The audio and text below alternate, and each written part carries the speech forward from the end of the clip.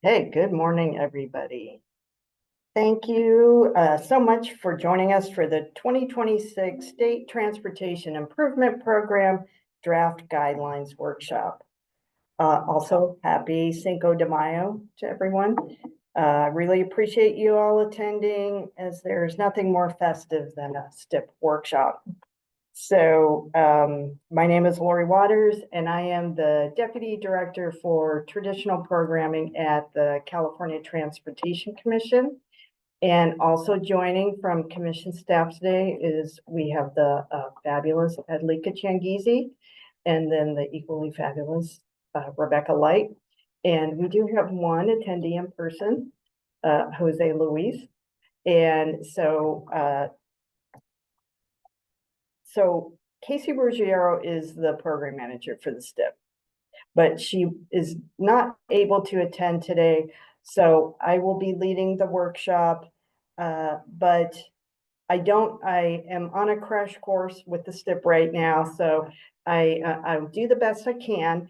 But if things come up that I don't know, then I'll just have to tell you that we'll get back to you.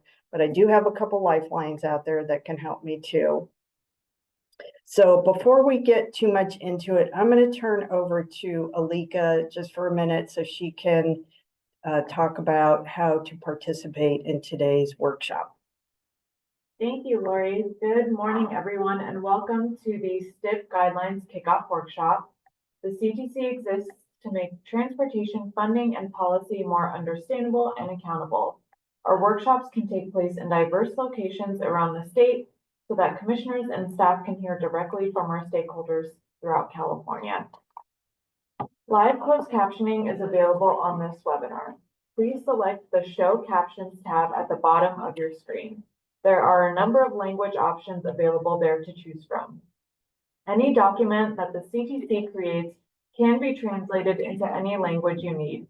Simply email us at ctc@catc.ca.gov and we will have them returned to you as quickly as possible. For all our workshops, we encourage interaction with our stakeholders.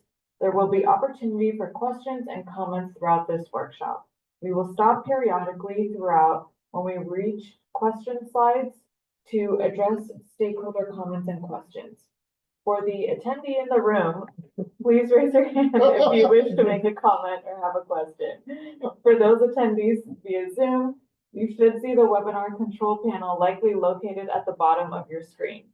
There you will find the raise hand and Q&A tab. We encourage you to use the raise hand feature as soon as we reach the question slide to give the system time to acknowledge you. Commission staff will let you know when it's your turn to make your comment. Alternately, you may use the Q&A tab or the chat tab and submit your questions or comments. Commission staff will read those on your behalf.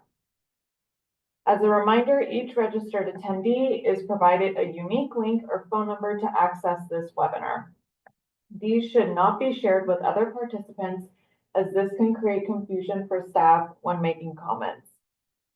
Before stating a comment virtually or in person, please make sure to state your name and agency you are representing. Please do your best to be concise, and please make sure that your comments add new information. Thank you for joining us. Thank you, Alika. I am getting a message that my internet is unstable. Should I worry about that? No? Okay. Okay. So before we get into the PowerPoint, I just wanted to say that we do not plan on proposing any major revisions to the STIP guidelines this cycle. Last cycle, there was some big revisions as we incorporated the CAPTI, which is I just have to look up the full name, the Climate Action Plan for Transportation Infrastructure. So last cycle, we did a lot of work to incorporate the CAPTI principles into the STIP guidelines, and also a lot of work on the community engagement section. So this cycle, we are not proposing a lot of changes. The one thing that we did do is Rebecca actually went through the guidelines to try to increase readability and find any inconsistencies that there might be in there. It's always good to have somebody that isn't as familiar with the program to do that, because then they can kind of see if things just aren't reading right. So Rebecca, anything else that you wanted to say about that? No, I did go through the whole document. Like Lori said, I did look mostly at grammar just to make it easier for folks to read, especially those first-time programmers that are completely new to programming, not even just a STIP. Because it is a programming document, we are pretty limited in how readable it can be because it does require a certain level of expertise. So hopefully when you all look through it, it is a little bit cleaner, but nothing earth shattering. Thank you, Rebecca. And a member of the Equity Advisory Committee read through them too. It's Howard Wong, and he submitted some comments. They're mostly high level on improvements to the document, so we'll look at those too. So the objective of this meeting, of this workshop today, is to just present the few changes that we do want to make, and then also hear from you if there's anything that you would like us to consider this for these guidelines. Okay, I think we can just, any questions before we?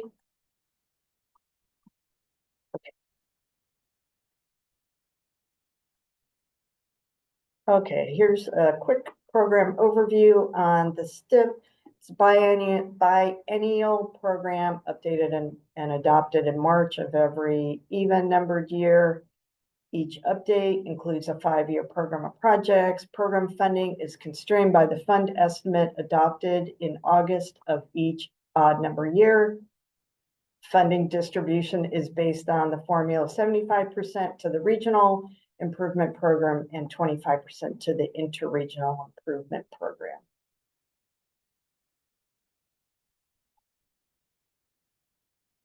Okay, so this STIP covers fiscal years 26-27 through 30-31.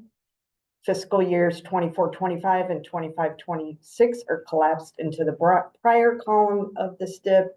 Fiscal years 27, 28, and 30-31 are added. Does that sound right? Yeah, It's 27, 28, and 30-31, or should it be 29? it's 5 years. You gotta, Okay. Okay. The first 3 years of the 2026 STIP are overcommitted. Yeah, so David Ripperda says it should be 20. What it? 29. Yeah, that's what I thought. It didn't read right to me. So thank you, David. Yeah, and if anybody is out there that wants to help me out, I am more than happy to accept assistance here. Okay. The first 3 years of the 2026 STIP are overcommitted. And this STIP will close a 4-year county share period, which ends in 27-28. The next share period begins in 28-29. Any questions so far? We just have one attendee asking if the presentation will be shared. Yes. Well, and I'll correct that one bullet on the slide.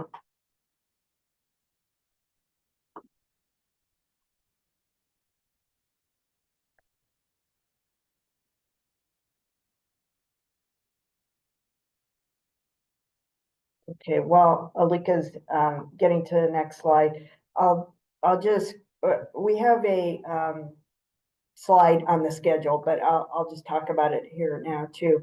So at the last commission meeting, the budgets, Caltrans budgets presented the draft. people jumped. Are we still on? You're still on. I'm not seeing the PowerPoint anymore. I know. Oh, okay, okay, then I'll just talk for a minute, because we, Alika got dropped, so we lost the PowerPoint, but I'll just talk. Okay, so Caltrans budgets presented the draft assumptions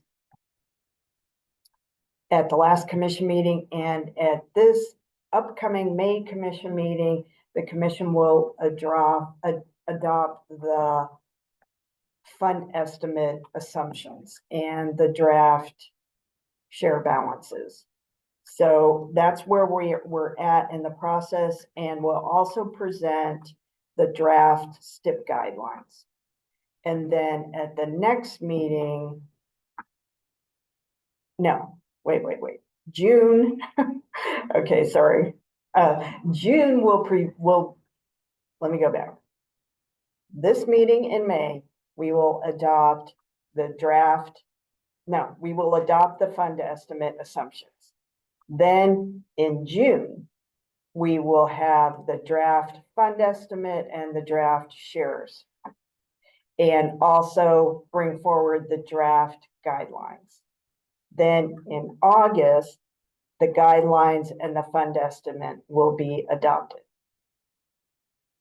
And I saw that, I was kind of looking at how things went last cycle, and it looked like there was a workshop in July 2 years ago to go over the fund estimate and the shares. So I would imagine we would be doing that again.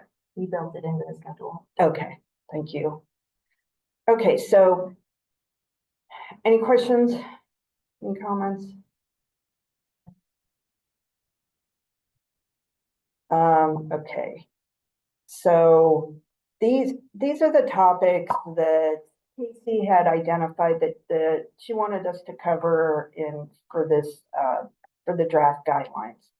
And they are all pretty minor. We might have more discussion on the fact sheets, but it's the regional transportation plan, adding you need to include the identification number, uncommitted funding as it relates to CTC programs, committed funding, the fact sheets, and federalization of rail projects. Those are the only topics that we had that we wanted to cover. So we'll go over those, and then we'll go to all of you that are participating and see if there's anything that you would like to talk about. We can see if we can have a discussion now, or if I have to bring it back to Casey and we can talk about it at another workshop. Okay. Okay, so this is on this identification number. So it's to add the language that to this, what needs to be included in in the RTIPs. The project's identification number as shown in the regional transportation plan. So apparently this will make it much easier to identify the project. So I don't think that's going to be a big deal for you, Jose Luis. I'm actually adding asking- that. I'm checking right now that our RTP projects have IDs. Okay. I don't know if anybody else has any comments on that.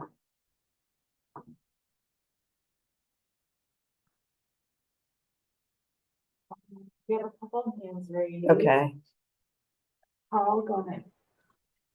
Good morning. Thank you, Alika. Thank you, Lori. This is Carl Anderson from MTC. I think the one thing I want to ask for here is there an intention, I guess, how specific are you looking for information here? Because I feel like a few RTP or a few MPOs and RTPAs might adopt a transportation project list in their RTPs that are programmatic categories for projects and not necessarily each individual project for the entire region.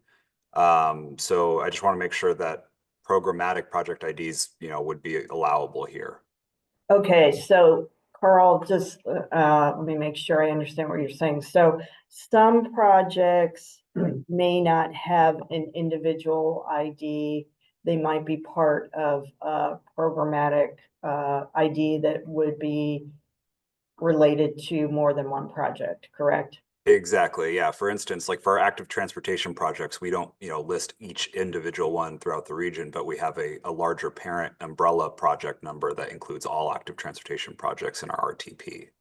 Okay, And so just want to make sure that that would be allowable. yeah. I'm sure it would be, but we'll bring that back and check on it. So Rebecca is taking diligent notes here, so we will check on that. Great, thank you, Lori. Thanks, Carl. Jose Luis, Sometimes rules don't have the law. can you, Hi, Jose Luis identify yourself? Costas from StanCon. Okay. I think I'm going into your own mind. Yeah. So sometimes rules don't have the why behind them, and so we have to try to figure it out. It sounds like the why here could be, we don't want projects in the STIP unless they're in the plan. Yes, Other requirements out there exist that seek to accomplish the same thing. They usually ask for a project identification number or a page number of the plan. Anything to reference to show that it's in the plan. The unique part is the part that you would want to highlight because, yeah, many MPOs will have not just a group listing or lump sum for bike ped, but safety, road rehabilitation, transportation enhancements, things that are really hard to predict that far in the future. But we have these to show that these projects are in our plan. We can provide that ID number or the page number. There's different ways of accomplishing. If that's your goal, I think we can accomplish the goal. without the identification number. By maybe having some options. So a project identification number, you may extract the word unique, Okay, and or page number and reference to the plan. so from what I remember on this, and I don't know, Rebecca, if she talked to you about this at all, I think it was to easily find them in the RTIP, so I think that Page is. number and then link. Just make it so that someone can just click and find it right away. The downside to that is that links break over time. Okay, A couple more comments. okay, So Rachel Marconi, agrees with Carl, allow programmatic project IDs. We've gotten quite a few comments in the chat. Aaron Hoyt said, I don't know that all of our projects in our RTP have project numbers. This can be completed, but may require updates. Nafili Barrett agreed with that. She said, I second Aaron's comment. Projects in our RTP do not have numbers. We are updating the RTP currently, but it wouldn't be done before RTIP adoption. We have a comment from Ophelia stating ours have ID numbers on the RTP. Another comment from Melissa stating our RTP doesn't have project ID numbers. We will be starting the update to the RTP this fall, but not in time for the RTIP due date. Jerry said, same here at EBCTC. We do not have project ID numbers in our RTP. you know what? I thought this was gonna be the easiest thing in this world. So I don't know how that bodes for the rest of it, but anything else, Alika? We have a couple more comments agreeing with Aaron, and Nafili. Sean said our RTP does not have unique project numbers for every project. Instead, we number projects by different categories by jurisdiction. I would encourage flexibility here. We can share example. Our RTP could not be updated before STIP or RTIP adoption. Blake stated my current MPO has RTP numbers, but my previous one did not. John asked, who thinks of this stuff? I don't know if John means like us or all of these questions. It wasn't me, but. Then Samuel stated, would MPO project ID numbers work for RTPAs in replace of RTP numbers? What was that one again? Would MPO project ID numbers work for RTPAs in replace of RTP numbers? MPO or TP. Thinking of transportation improvement program, perhaps. I don't, Okay, well, I think that we're getting the gist of this, that everybody wants to encourage flexibility and that we probably need to adjust this language a little bit. Vanessa recommended, can you add if available at the end of the suggested sentence? Okay. We'll look at that. Anyone else? Okay. Okay, Next slide. next slide. Sorry, Alika. Okay, now I'm afraid to talk about anything. Okay, uncommitted. So this was just this is not a change in the guidelines. I think this is just something that she wanted highlighted in the workshop, that uncommitted funds,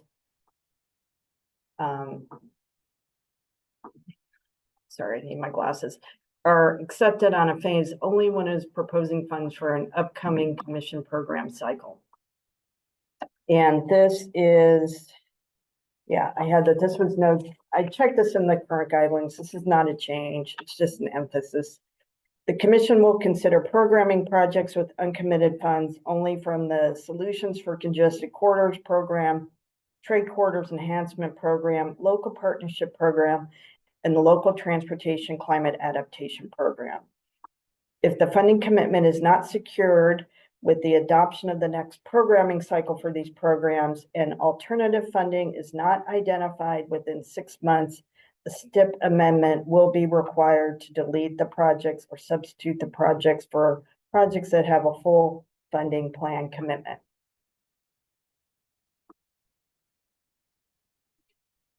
Any comments on that?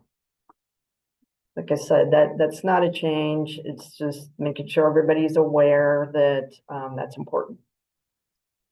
Marcus asked, why is ATP not on the list? it's the obvious question. I know, we talked about this actually. And Rebecca, I think you were on there too.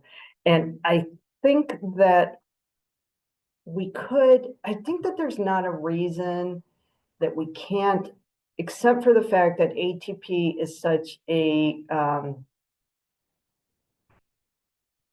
oversubscribed program, that it's not a great source to use for potential funding. I think that was our only, do you remember, Rebecca? I was actually out that day. Oh, so okay. I was on the meeting, but I wasn't there. But Casey and I talked about it a little bit, and there was like a timing issue. Yeah, there's also a timing issue of that so the next ATP will, so we're wrapping up this cycle of the ATP. And the next cycle of the statewide small urban and rural will be adopted at the December 2026. Yeah, you're right. 2026 meeting, commission meeting. So is this something that people would like to see though? What? No? Yes? They always cross his stack on. That actually, you should probably just write that down on a slide. That seems like the most plausible reason is the ATP timing. It's just now, like we're just now preparing the next step. So in other words, the step is just about done, and we just found out about ATP a few months ago. So that means in the next step, if someone was going to assume a certain amount of regional or state ATP, they'd be carrying those assumptions around for a long time. Yeah. Before amending that out of the step. Yeah, I think that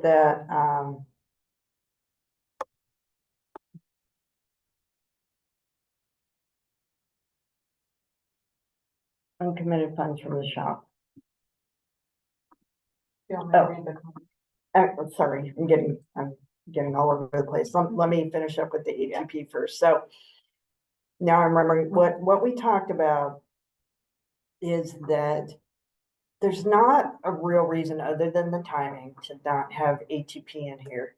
And so the reason originally when the ATP was a new program, it was purposefully set up to be on an alternate schedule as the STIP because there was one staff person doing everything. So I think we talked about that if we did this, if this was important, we could look at maybe adjusting the ATP cycle, not for the upcoming sickle dose. So I don't want to freak out, Alika.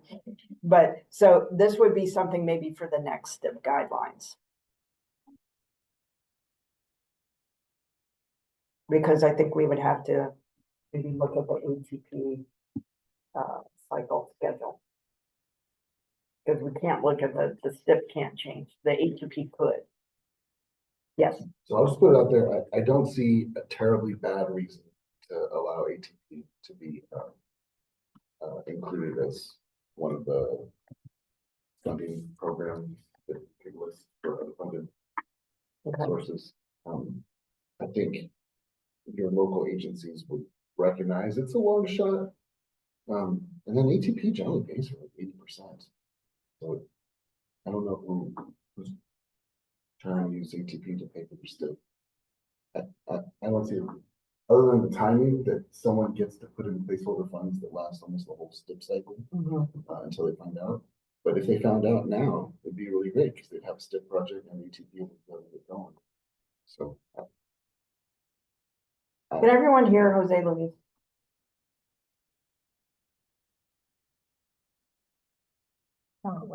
Not well, you repeat it, Okay, speak up. I'm gonna speak louder. Jose Luis here at Stancog. I don't see a strong compelling reason to not include ATP as one of the sources of uncommitted funds unless the CTC sees some major issue with the timing of it. Just think about the current cycle right now. If someone had said that they were gonna use ATP funds to deliver their STIP project and they weren't successful, Casey would be contacting them and saying, all right, I need a STIP amendment. We're going to get your project out, or you got to show some other source of funds. And I think they can deal with that. The question is, would the CTC have had a hardship that they've been carrying around this project, through up until now without, and it was taking up space or something. And I don't know. I don't know that you have ATP projects taking up a bunch of space instead. So Okay. It doesn't feel like a stretch. Okay, so it looks, Alika, is there anything else on that? Yeah, we've Okay. gotten a couple comments. So Rich Murphy said, other than CTC may have to do a ton of STIP amendments if agencies aren't getting an ATP award. Shelley, Carl said MTC is supportive of including ATP as eligible source for uncommitted funds. Shelley said ATP and STIP cycles may not align well, but the programming years do. Aaron Okay. said, I second David's comment about SHOP. Nevada County STIP has typically been paired with SHOP funds in coordinated delivery with District 3. Haley said if ATP is defined in an outer year, it could just be corrected in the next STIP rather than through amendment. Rachel Marconi said it could help to include ATP as TBD dollars. That might be only option to provide match for some regions ATPS. Okay, so it sounds like most people want us to consider including ATP.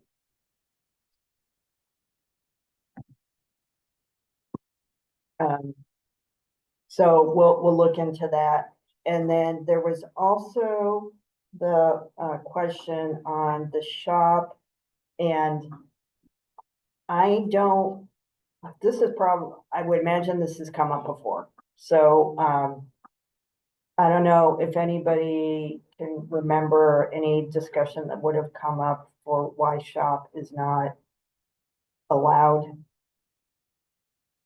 Anybody remember? I also asked one of my lifelines. Is it adopted at the same time as the STIP? Yeah, I think it is.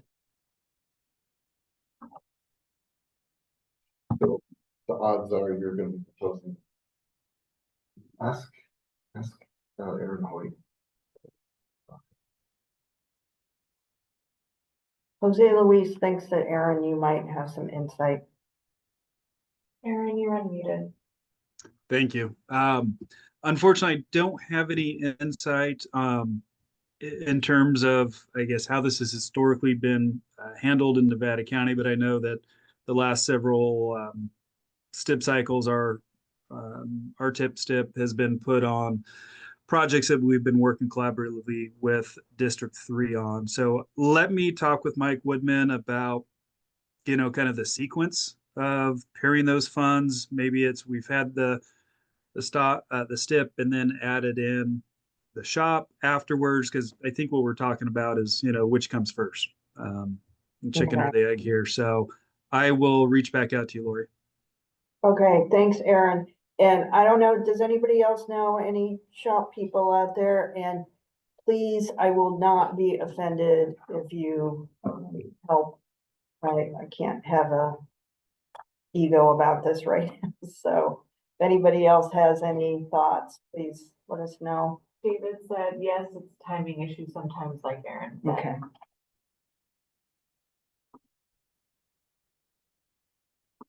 But that does sound like something that we can look into and get back to everybody on. Both on the ATP on the shop. Anything else on? Oh, we have one hand raised. Okay. Carl, go ahead. Thanks, Alika. Thanks again, Lori. Carl Anderson with MTC. Can we also consider including federal discretionary grant programs as an eligible source of uncommitted funds? This would be consistent with the SB1 competitive guidelines as well.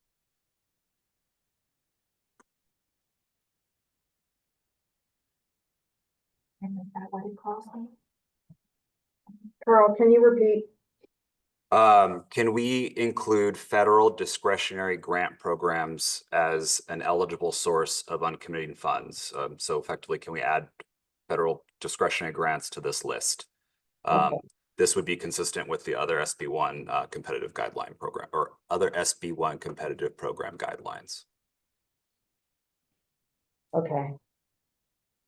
Thank you, Carl. Yes, we'll do that.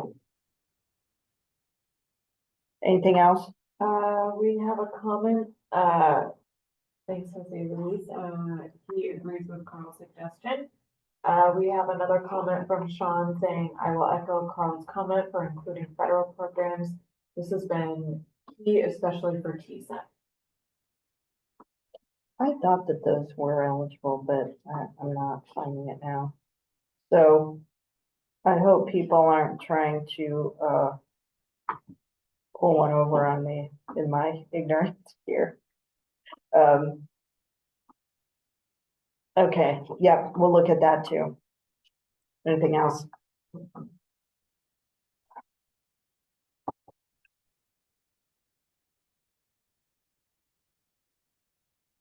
Committed funding.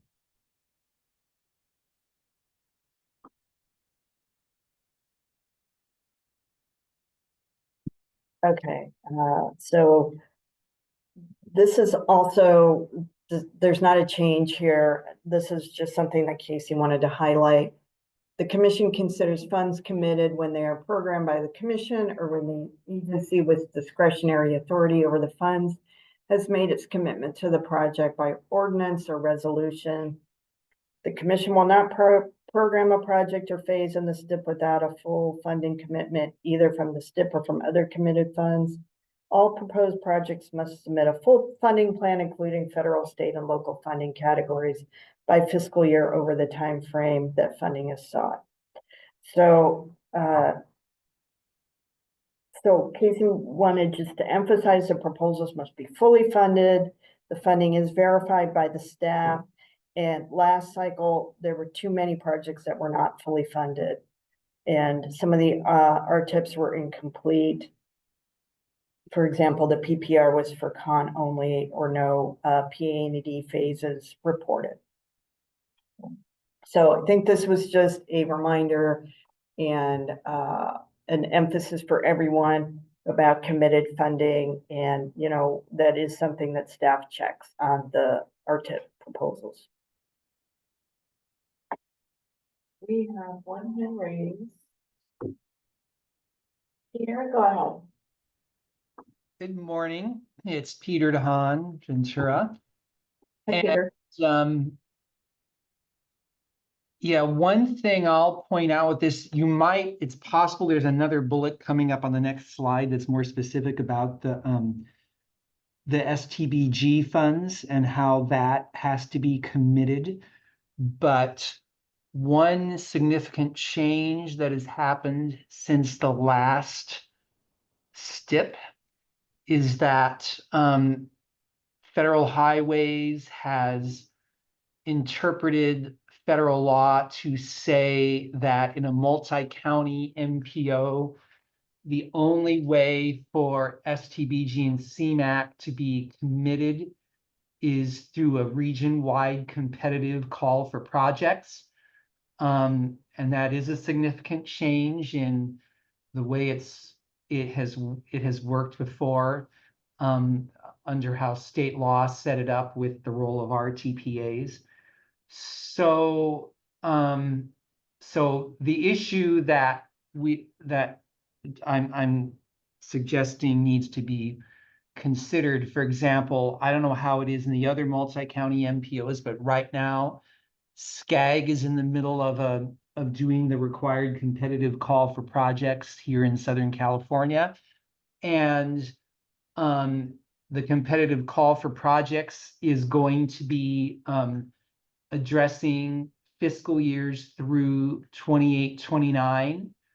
And so that means that they will not be programming any of the money in the 2 new years of the 2026 STIP. So that sort of creates an issue in terms of it sort of becomes like these other discretionary programs now where we have to wait for those competitions to happen before the money can be committed, and that's not going to happen before this STIP. So, maybe that's going to have to be set up in a similar way where it just basically says that you know, it needs to be funded in the next funding cycle.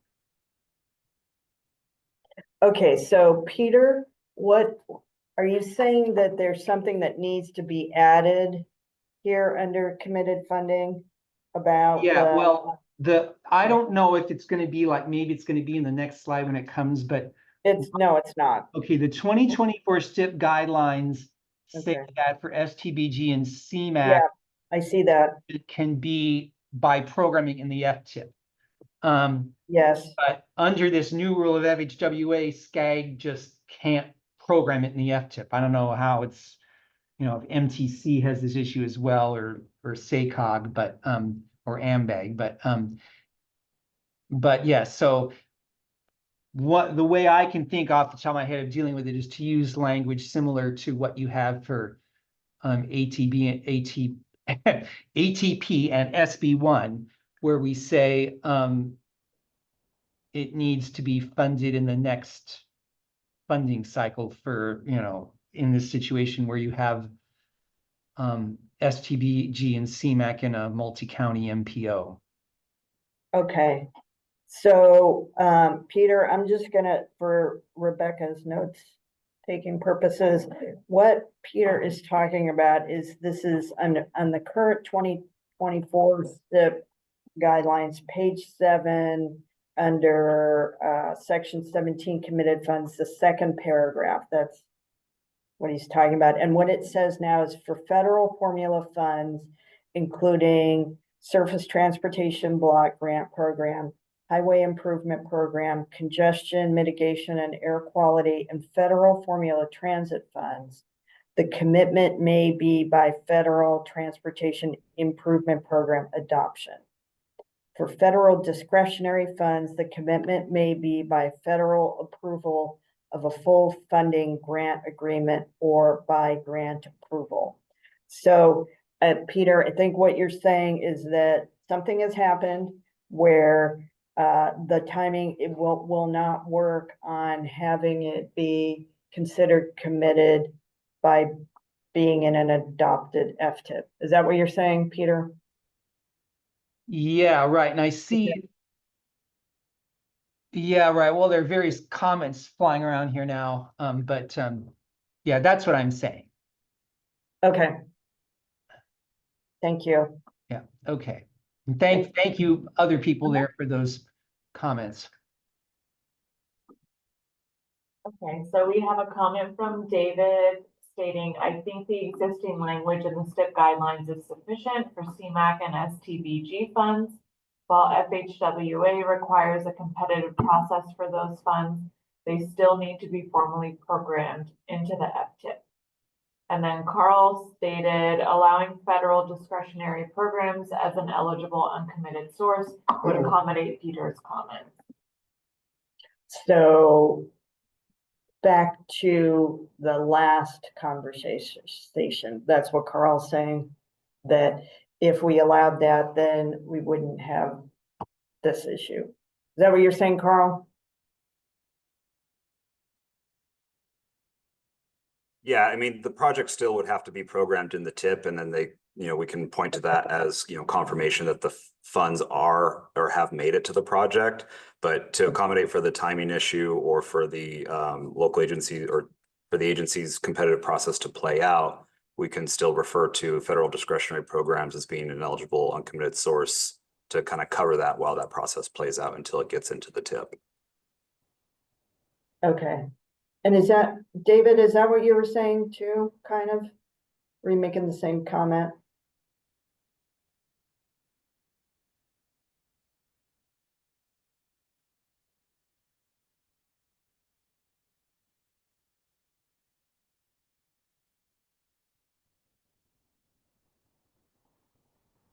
Give me 1 second, sorry. Okay. Go ahead, David.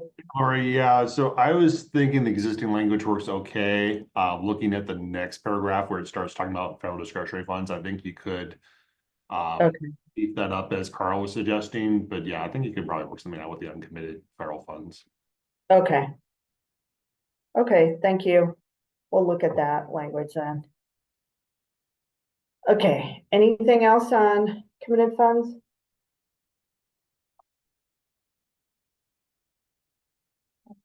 Okay. Okay, so fact sheets. So last cycle, we started requiring fact sheets. And the goal of the fact sheets was to highlight regional and interregional priorities outside the STIP, or basically how the RTIP tells the story of the SES. And I would say that they weren't exactly what we had hoped for. Some of them were very good. Rebecca looked at all of them. And some of them were very good, but some of them kind of missed the mark on how we better tell the story of the RTIPs and then the STIP as a whole. So we wanted to talk about it a little bit, in that any thoughts on what we could do to make sure that we're getting more what we had hoped for in the fact sheets? Any particular obstacles that you faced, or anything like that?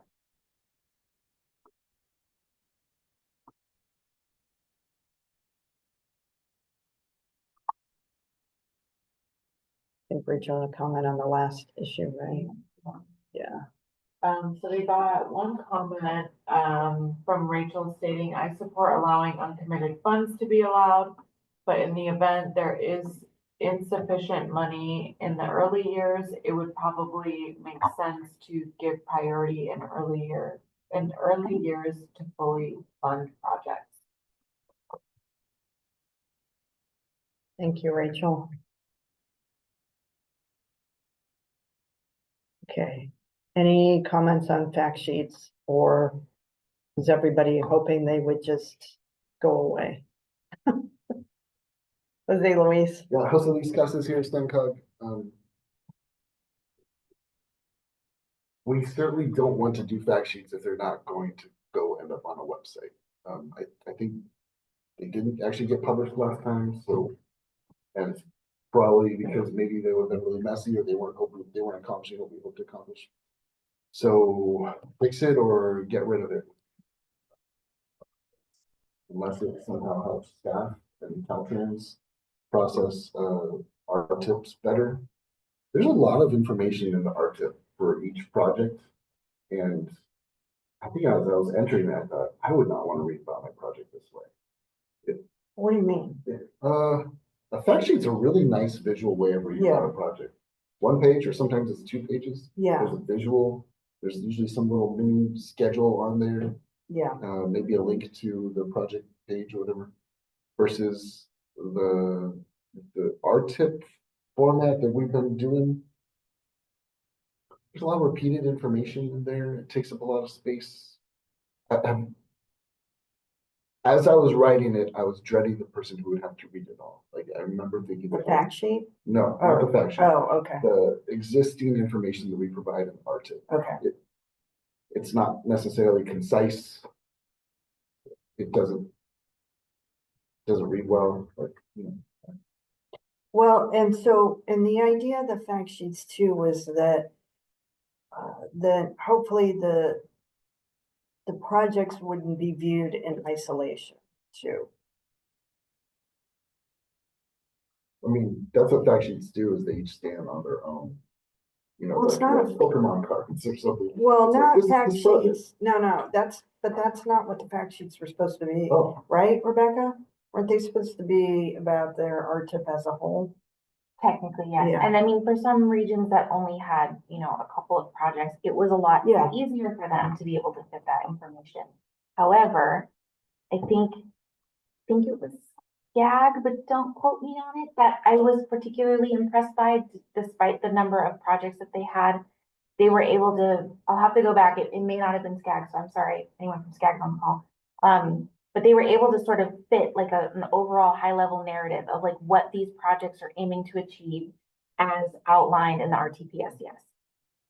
That is a really good way to put it. Thank you, Rebecca. that sounds good. I misremembered. I thought we were including fact sheets on every project. No, it's a fact sheet on the RTIP itself. The whole, yeah.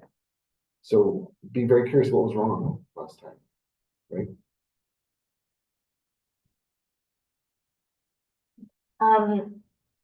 Also, it's been about a year since I've looked at them. So I'm going off of resting memory. I made a little matrix for Casey. She wanted to know, you know, who sort of hit the mark from a community engagement sort of standpoint, and how, like, if we put them on the website, would they be accessible? Would they be readable? Would they be useful? And I hope people can hear me online. So when I went through everyone's fact sheets, some of them were plain, were blank. They didn't even have the logo of the agency on it. You can tell some of them were sort of an afterthought, and a couple of them were because, you know, there is a sheer number of projects for some agencies, and so it's really hard. You could see that they sort of struggled with the high level information, presenting the overall story, quote unquote, story of the SCS. And they sort of focused more or less on what the projects would accomplish rather than how the projects support the goals of the RTP-SCS.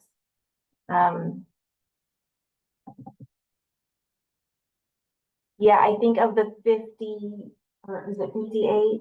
No, there's a little less than that, but of all of them that we got, I'd say a third of them were really well polished.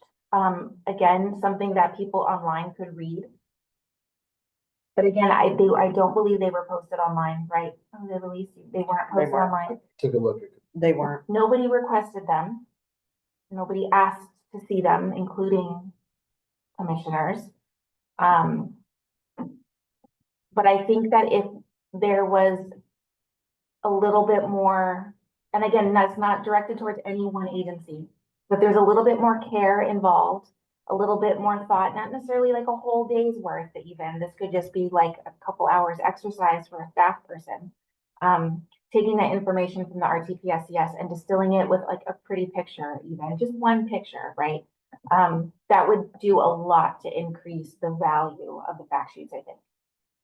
Yeah, and I think too that last STIP was the first time we asked for them, so I think it's not unusual that it's going to take a couple cycles maybe to get more what we were thinking of. And you know, Alika, would it be easy to pull up the fact sheet section of the current STIP guidelines? Just on the, I have it right here, so I know right. I was gonna read it, but then,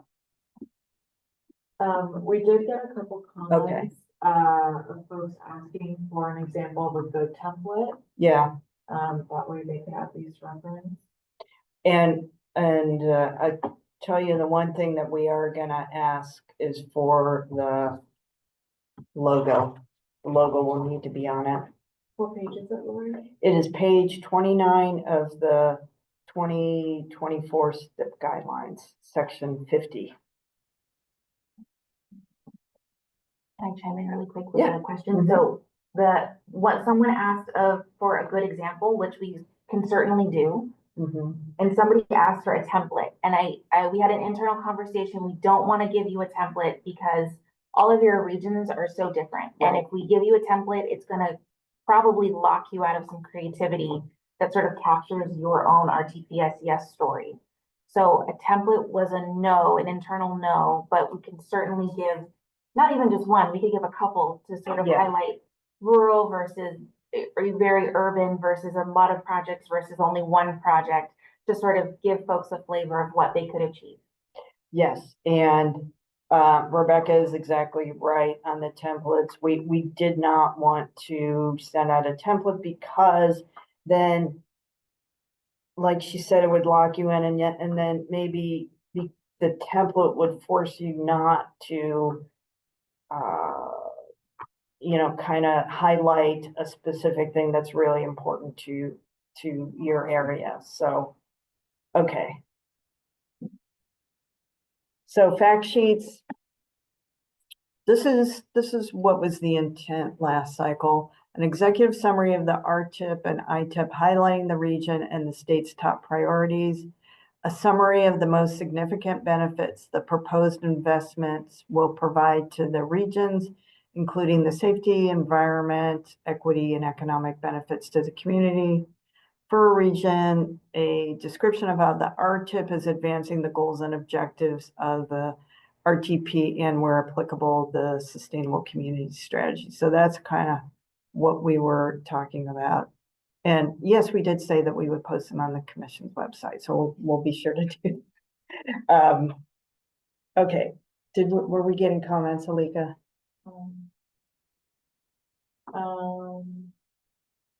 We have one from Kara stating, could you make the fact sheet replace the executive summary? I don't know. Is the executive summary a requirement in our RTIP? Legislative requirement or I don't know. I'll tell you what here. We have a hand raised. Yes. Paul, go ahead. Thanks, Lika. Thanks, Lori. I think just to remind folks, the genesis of this was in response to, I think, some increased attention for public commenters on the RTIP adoption process. I think oftentimes different agencies or advocacy organizations were trying to pick out or cherry pick specific projects that might be interpreted as like capacity inducing projects. And so I think in response to, you know, trying to mitigate the conversation of all of that at each of the CTC commission meetings, this was added to allow MPOs and RTPAs to summarize and show how the suite of projects would be advancing X, Y, and Z goals to help try and mitigate any sort of back and forth conversation between advocacy organizations or people that were upset about one particular project in general, and between CTC staff. And so this was a idea created to allow CTC staff to kind of look at the whole suite of the RTIPs to help those conversations move along. And so I'm curious, do we anticipate that same degree of engagement from the public or any other organizations about projects in the STIP? If so, then I think we might need to keep this in, but I'm not sure what the best version of round 2 looks like. But I just wanted to kind of add a little bit more context there as to why this popped up to begin with. Thank you, Carl. And that Carl is 100% correct on that. And I think that we should assume that we would have the same level of scrutiny as last cycle. So, and that is the point. It's to better address when we get those kinds of questions. I don't know. I can't find anything about executive summary.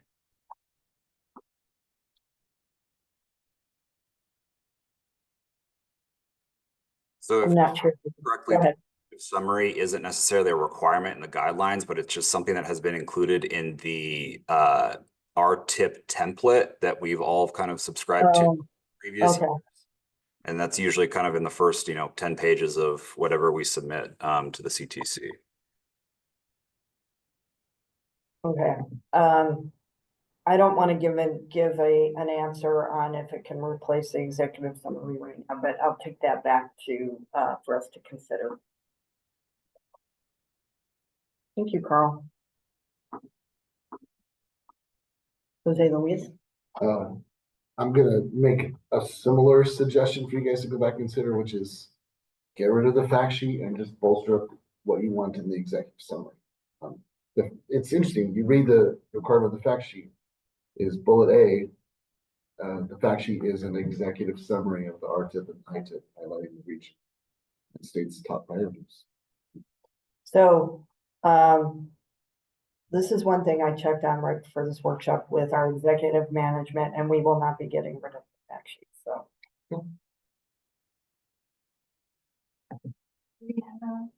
Oh, did you? Oh, no, okay. We have one more comment that came in. Rachel said, does anyone go online besides this group to look at fact sheets or RTIPs? Are they essential? Would be good to eliminate extra work if something isn't looked at, simplifying process where possible and focus on what CTC really needs to develop the STIP. Fact sheets seem more useful than performance measures. I think that there's probably millions and millions of people going on our website constantly to look at all of our program information. Actually, I have no idea. But people might be. So, so what is she proposing? They can get rid of that accent entirely.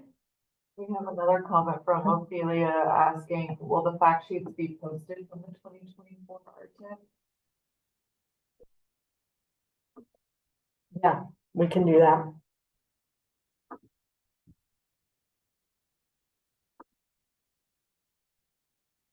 If that's going to be helpful. Oh, like for examples, or to put up all of them that we received for the guidelines that I think that was the question, is to put them all up. I mean, it did say we were going to do it. it did.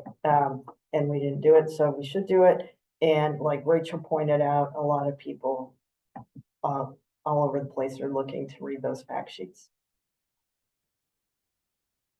Anything else, Alika? We have another comment. Here's something that I found for the 2024 STIP fact sheets from the SACOG, from SACOG. 2-pager starts on page 210 to 222. Vincenzo's including examples in the chat, so that's from SACOG? One from SACOG and the other one was from SRTA. Thank you.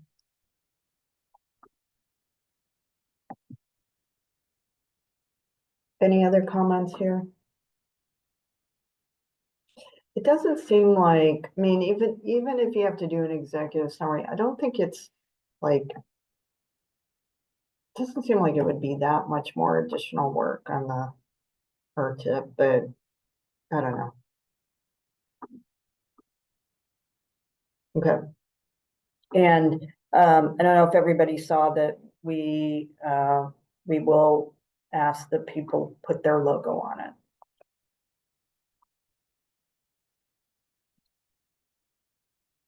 Okay.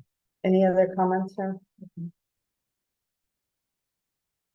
Oh, Rich Murphy said slow cog found the exercise useful and how we use the program summary fact sheets as useful public engagement material with the region, both online or as handout. Thank you, Rich.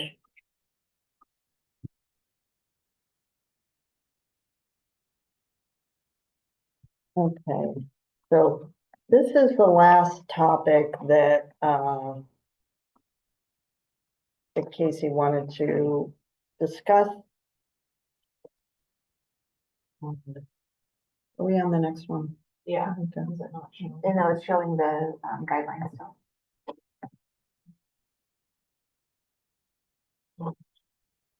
Yes. We have a comment. We have one comment stating for Caltrans, we discussed internally about making improvements to our fact sheet template. I'll take this back to the team. Thank you. Okay, so I'll confess this subject is the one that I'm probably least familiar with exactly what Casey is wanting to highlight here, other than I know that the overall message is that we do expect again to have limited PTA funding. And so that rail projects should be federalized. So sometimes they can use state highway account, but they have to be Article 19 eligible. Yeah, which they usually aren't. So I guess I can't say always, but probably always. Yeah. And this is from, I just took this out of the current guidelines. I don't think that this is a change. It's just we've been having problems with this, with rail projects that weren't federalized and they're not state highway account eligible. I'm trying to remember what page this is on.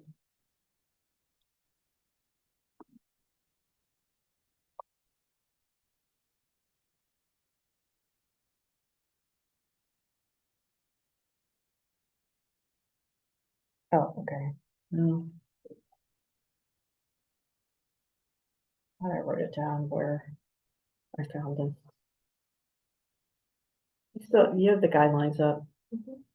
Lika. Yeah. Oh, Carl said page 17.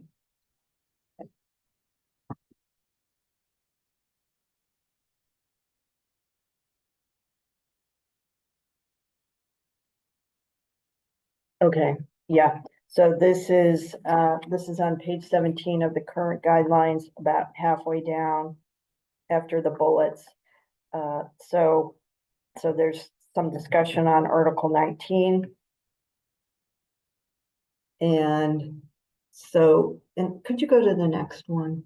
So I think that this next part is, so I highlighted this because I think this is what Casey was trying to get at. It says this means, for example, the rail rolling stock and buses may be funded only from the federal revenues in the STIP. The non-federal match can only be programmed in the STIP if PTA capacity is available for such projects.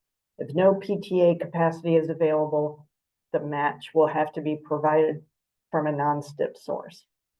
So, anything you can remember, anything else, Rebecca, from us talking about this?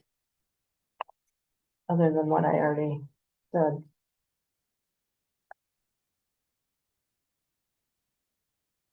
No, just the fact that PTA capacity is not at historic levels. Mhm. And so more and more frequently, federal funding needs to be used for rail projects. And then when they are not federalized, it creates a huge issue downstream, particularly for commission staff.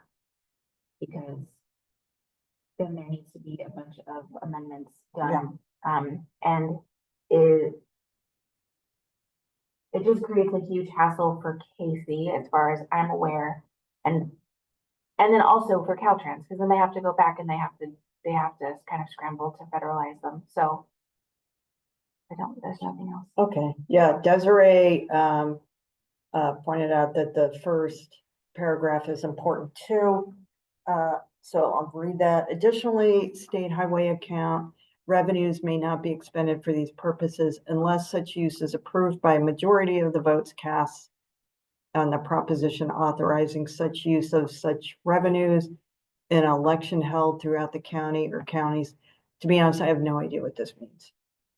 So I don't know, Desiree, if you could help me on that.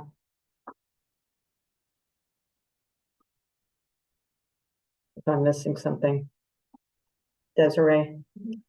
Yeah, can you hear me? Yep, Yeah, I just wanted to bring it up just because okay, I deal with the rail projects too and wanted to help out a little bit. yeah. Yeah, this has been kind of tripping folks up too, just given that if they have to fulfill all of Article 19 and that part of Article 19 and that paragraph is specifically from Section 5, in that if SHA funds are going to be used, that they also have to go through like an election.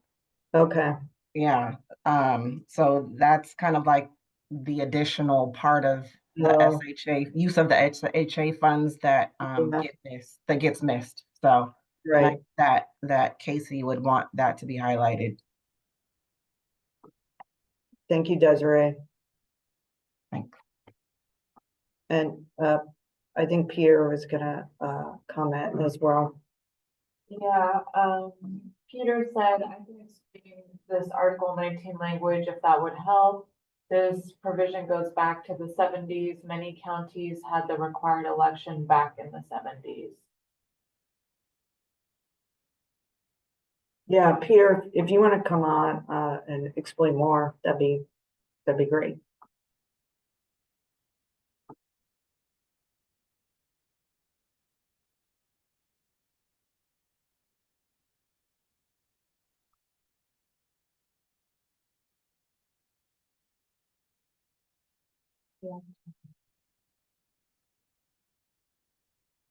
You have to unmute, Peter.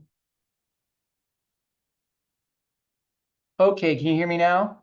Mm-hmm. Okay, good. Yep. So, it's just, yeah, this is, like I said in my message just now, it was something back from the 70s. And at the time, there were quite a few counties that had the election. So a lot of the larger counties meet this provision. I'm not sure if CTC or Caltrans has a list of who those counties are. But yeah, for a lot of the counties, though, they're allowed to use state highway account funds on what's called a mass transit guideway, which means it's basically a rail project as long as they're not spending the money on rolling stock. Okay. Thank you, Peter. Yep.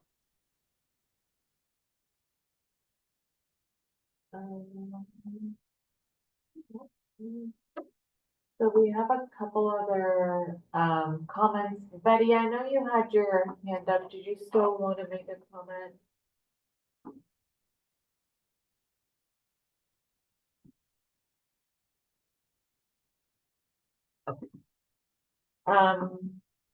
Rachel said results of Prop 116 have also been used to justify Rail 2, and she guessed that's from the 1990s.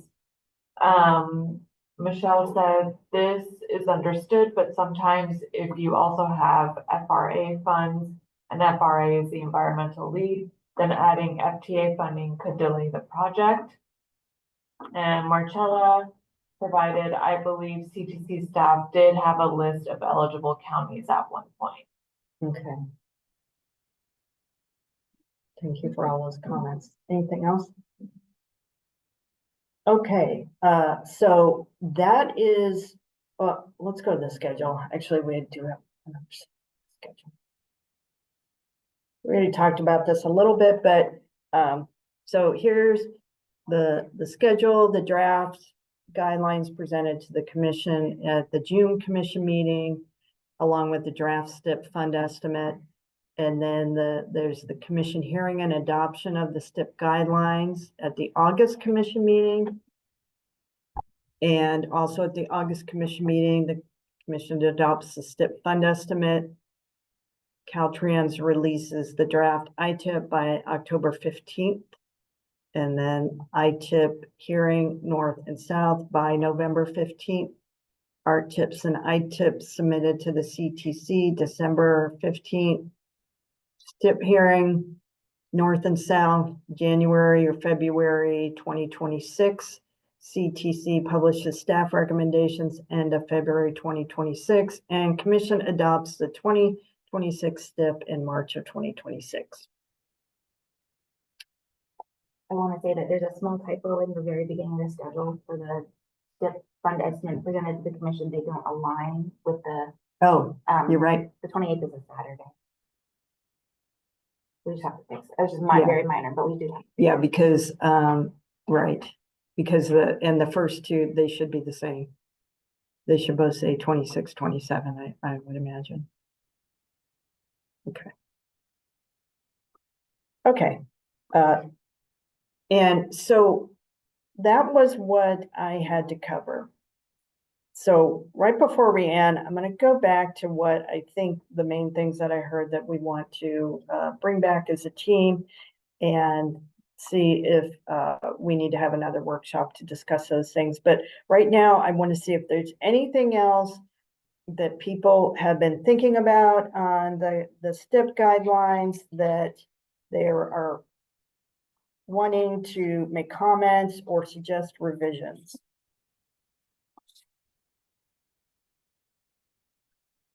We have one hand raised. Okay. Ava, go ahead.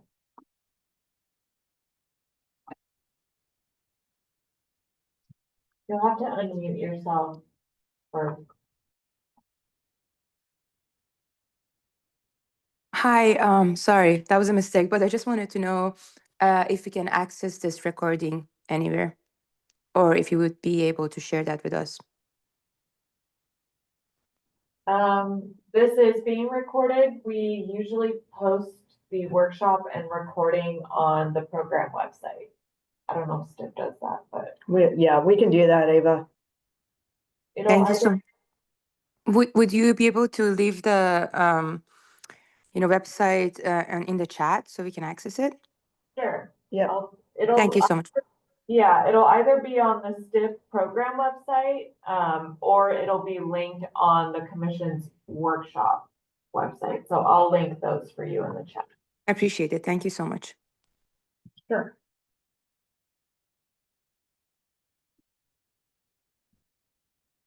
Nafili, go ahead. Thank you. Good morning, Nafili Barrett, Mendocino Council of Governments. So one thing that I have thought of that might be a helpful thing to consider with the STIP guidelines that would allow a little more flexibility in times of kind of unpredictable increasing project costs is the ability for local agencies to make supplemental allocations. I think years ago they could, and at some point it changed, but you know, if we've got, you know, if the region has the funding available, or if they're willing to sacrifice another project or something like that to keep something whole, but it's for something that's already been allocated, or maybe it's an ATP project that's received an CTC allocation already, but in another program. I think that could add some extra helpful flexibility. Okay, Nafili, before you go, Yep. let me make sure that I understand. So when you're saying to request supplemental funds, right now only Caltrans can do that. So are you saying then using your own Like shares? if there's more RIP capacity, you know, if a region has the available RIP capacity, Okay. yes. Okay.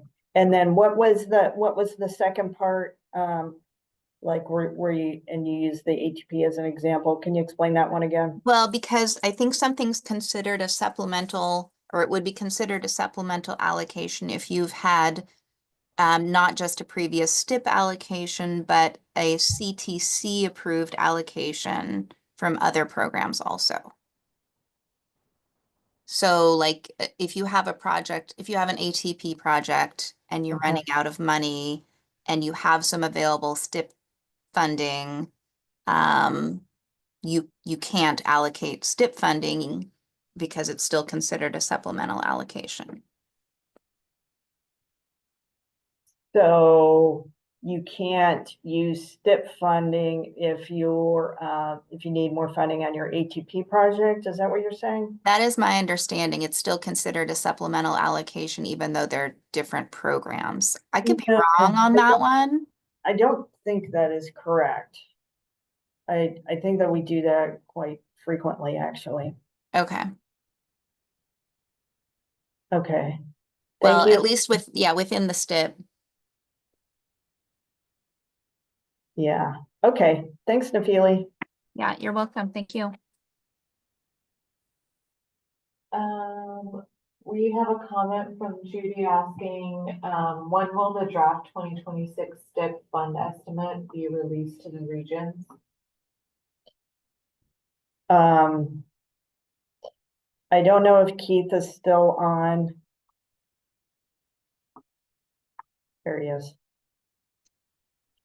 Good morning. Happy Monday. Am I coming through okay? Yep.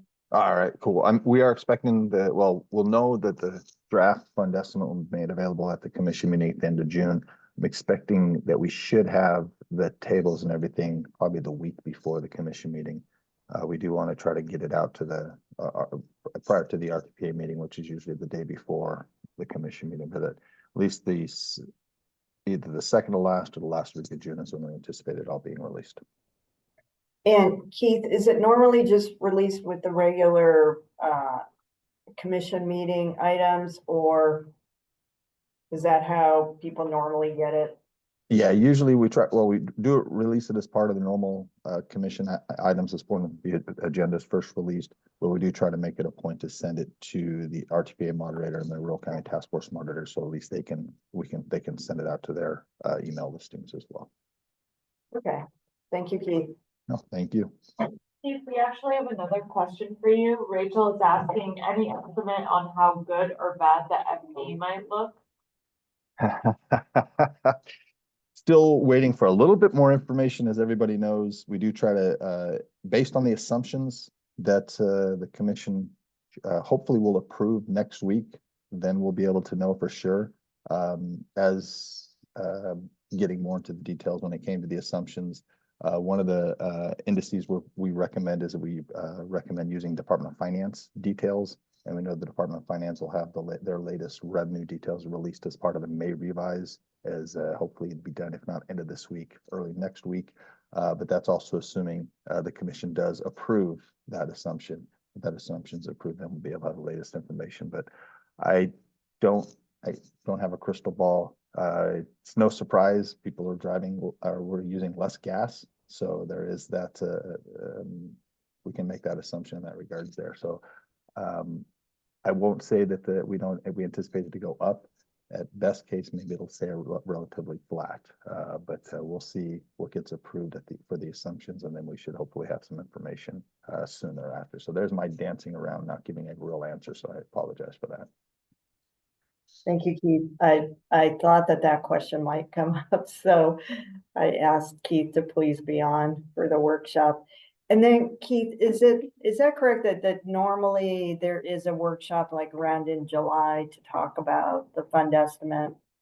Yes, yeah, at the July meeting, we'll typically, or at the workshop, we would give a handful of slides specific to the fund estimate, the draft numbers, and then how it kind of correlates with all the STIP guidelines and everything. Okay, thank you.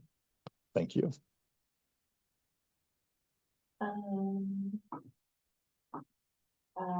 Shelley, go ahead.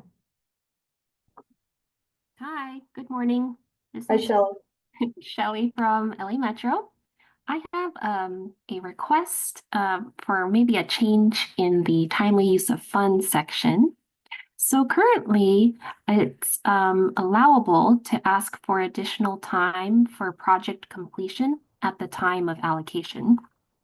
I'm wondering if we could also extend this to asking for more time to award a contract at the time of allocation. It's in these times very hard to award a contract within 6 months for many big projects. And so if we knew that at the time that we're allocating, it would be helpful for us to just request that time and not come back for an extension. Okay, thank you, Shelley. I know that for STIP, the timely use of funds provisions are in statute, but I don't know if that particular item about that you have to award a contract in 6 months, if that's in statute, but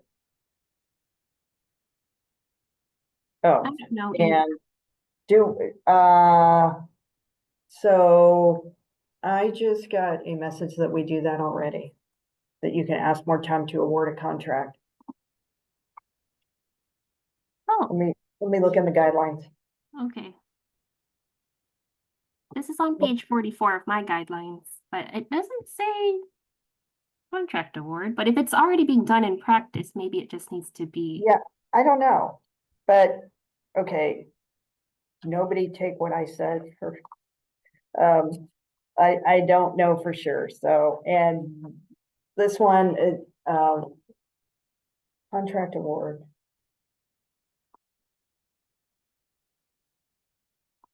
I don't know. Okay.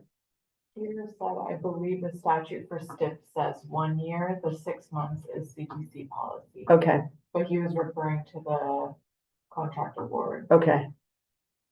And then someone included in the chat, my request for a contract award pre-extension was to 9 months.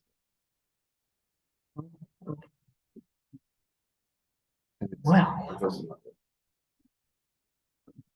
what's not ready? Jose Luis here at Stancog. I'm just looking at the same time use of funds that everyone else has up, and it says, yeah, you can ask for additional time for project completion at the time of allocation. There's not a bullet that says you can ask for additional time for award at time of allocation. I have a nerdy point to make, which is, there's some streamlining that can happen that would make award easier. And I'd be happy to talk about that offline. We don't have to talk about this. But it involves using SB 184 and it involves handling any federal obligations in advance of CTC allocation.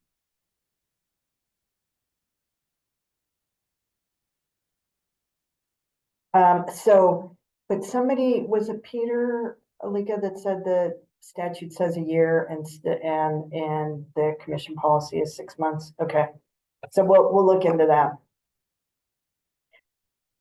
We have a couple more. Okay, Keith, did you have anything else to add? I saw you raise your hand again. No, I'm sorry. I'll put it down. Just wanted to double check. Thank you. No, thank you very much. Okay, Carl, go ahead. Great. Thank you, Lika and Lori. I have two guideline recommendations and then a question at the end, if you could bear with me. So the first one, to continue on some of the comments that Nafili had made. I think one of the perennial issues that we find with the STIP is that we are routinely oversubscribed in the earlier years. And I feel like part of that is because of supplemental allocations that we allow Caltrans to move forward with. And so I was curious if CTC staff was looking or exploring to find any sort of guardrails to prevent Caltrans from, pursuing supplemental allocations, just kind of wholesale or without any sort of guardrails. So I was curious if we were going to look into that. And then a specific recommendation under section 22 on page 9. I was curious if we could increase the threshold for projects that are required to do a project-specific analysis as the included in the RTIPs. I feel like these figures haven't been updated in a number of years, and I was curious if it's maybe time to reassess those thresholds.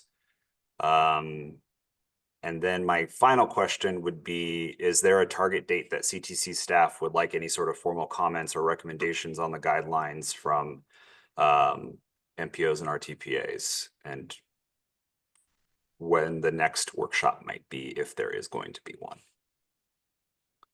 okay, that was a lot, Carl, so let me take that one by one. Okay, so I do know that the first comment about that the STIP is routinely oversubscribed in the early years. A lot of that's due to Caltrans supplementals.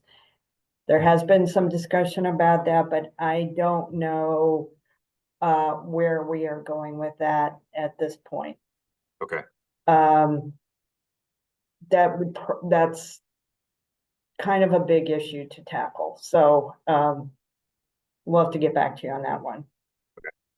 Okay, and then section 22, page 9. Okay, I already forgot what you said on that.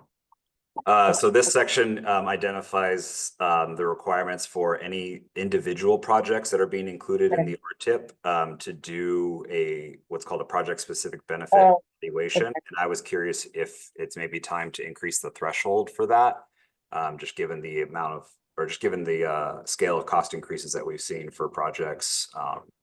Wanted to see if that's something that we can adjust. Okay, so you're talking about D on Correct.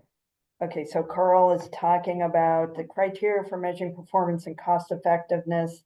And that says the commission will evaluate each RTIP and the ITIP based on the following. And then D on there, it says a project specific benefit evaluation to estimate the project's benefit to the regional system from changes to the built environment is required for projects with a total cost of 50 million or greater, or STIP programming for right-of-way and or construction of 15 million or more. Okay, so Carl, you're thinking that those thresholds need to be increased. And do you have some idea of what you think they should be? I don't have a specific number right now, but what I could commit to is taking a look at, kind of the scale of cost increases that we've seen for similar projects that we program in RTIP in years past.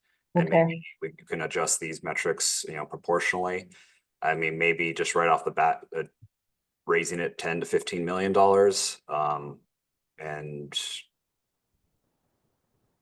I don't know if we might want to adjust part B, but maybe part A. Okay. Yeah, I can do some more homework on that one. Okay. Okay. And then the last question was about when we would need comments. Let's see. So the draft guidelines are presented to at the June commission meeting. So, that doesn't give us a lot of time. Okay, let me ask you something, Carl. Do you think that we would need another?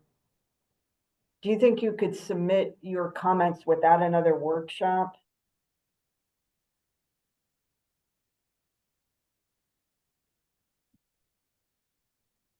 Yes. Carl? Wait, can you still hear me? Yeah, I can hear. Oh, sorry. I thought I had to raise my hand and go through the unmute process again. My bad. I mean, yeah, I think I could submit a letter about, what was discussed today and the recommendations that I have, but I'm not sure what your reaction is to some of the comments received today. And so I'd be curious to hear a report back from CTC staff about what might change or might not change for providing some sort of final commentary. Okay. Yeah, so I'll leave it at that. Okay. Can I get back to you on that? We'll look at a date on comments and a possible next workshop. How does that sound? That works. Okay, thanks, Carl.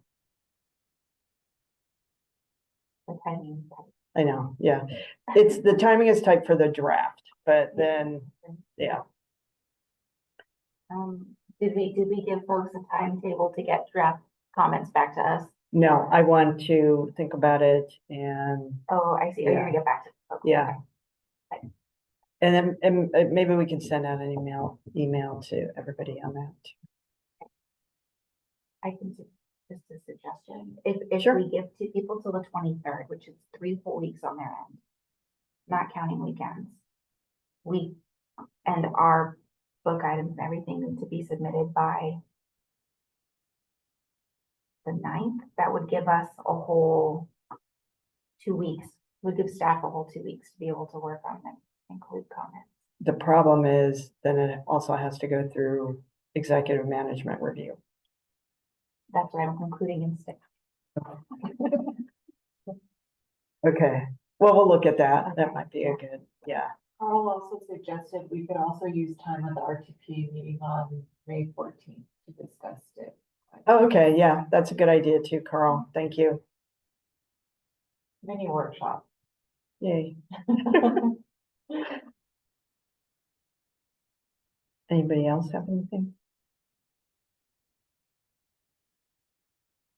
Okay, so I want to see if I can, so Rebecca took a lot of notes, but let me see if I put down the things that we definitely need to look into. Okay, and so on this identification number, we need more specifics on that, on what exactly we're asking for, and make sure that we know that we're asking for something that people actually have. Okay.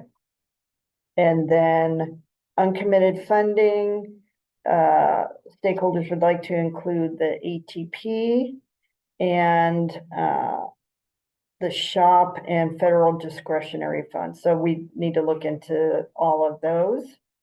Okay. And then we need to look at the wording on the page that I think this is what Peter was talking about on the committed funding. 7, right? 7, 5, 9, 7. Yes. Okay, we got that. We'll look at that. Okay. Fact sheet. We'll post those. And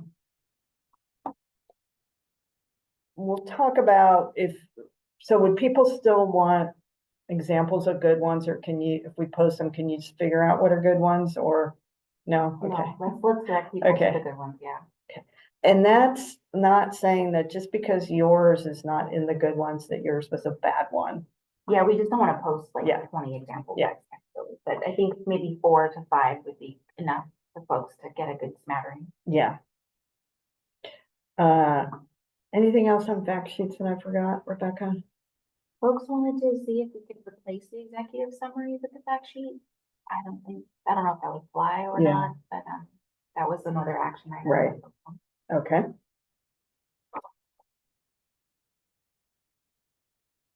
Anything else? That should, We just need folks to put their logo on it. yeah. Okay, well, and we'll add that to the guidelines. And then anything that we said we were gonna do on the federalization of rail projects.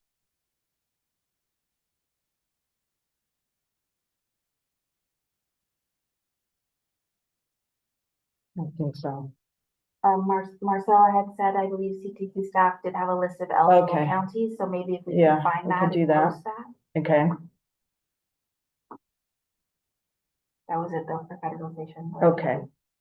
And then the other issues that came up that we didn't have on our PowerPoint was that, well, Ava just wants us to post stuff, and we will do that. And then Nafili was asking about the ability for local agencies to request supplemental allocations if a region has the available RIP.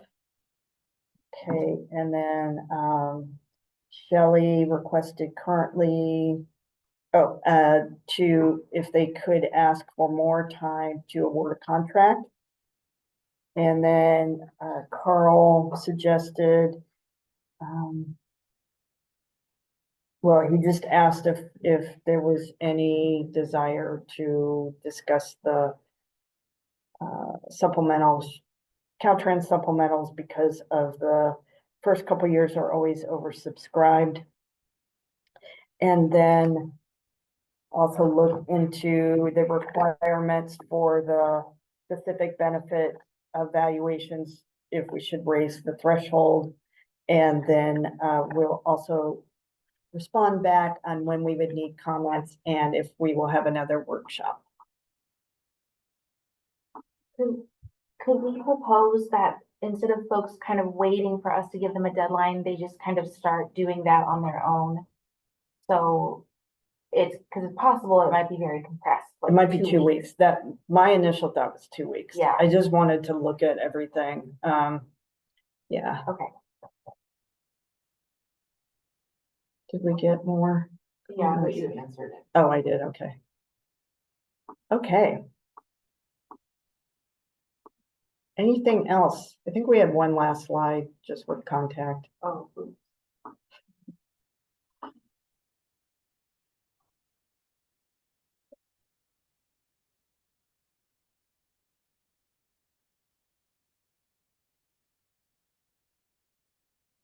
That's all right. It's just, I think it's just me and Casey. So the last slide was to thank everyone, and there we are. And then here's our contact information. I would suggest contacting both Casey and I right now, just to make sure that your questions are being answered. And we will be talking more soon. And I don't know, I can't think of anything else. Thank you, Alika. Thank you, Rebecca. Thank you, Jose Luis, for coming in. And thank you to all of you for attending. And we'll be talking soon. Bye.